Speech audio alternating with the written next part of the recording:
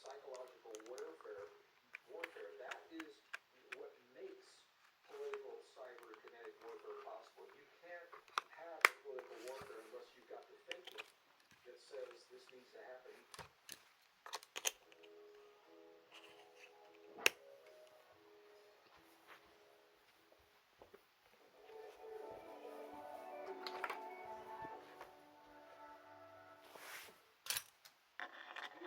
The kinetic warfare, unless the thinking is in place that says this needs to happen. That thinking is the result of the first three that you're seeing on the screen right now. We discuss this to the topic, and as I said, I know many of you know much more about this than I do, but I want to alert my community and our global family, people that listen to me and follow this, because this is really front and center for us right now. It's up for us right now.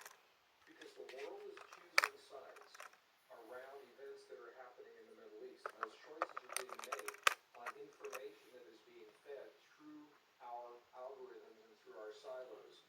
And again, horrible things are happening needlessly, unnecessarily, on everywhere.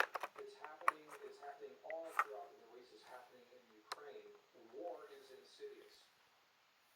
I believe that we are the generation that will outgrow the need for war. I think we will have in our lifetimes, what you're going to see is the powers that be are going to throw a war and nobody's going to show up. I think our young people are not going to. To get to that point, however, I think we are going to see precisely what we're seeing right now.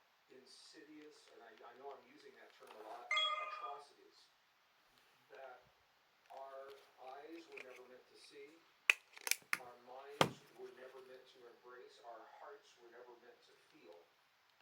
These kinds of atrocities that we're seeing one human do to another. And I'm going to address this in a separate video, so I don't want to digress here.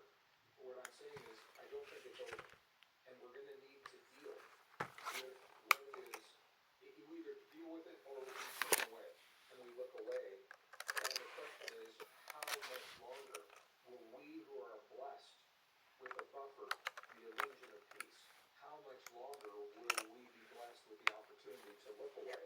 Because these kinds of conflicts are not isolated, they are spreading, and they involve cultures, not just people, but these are cultures that live in every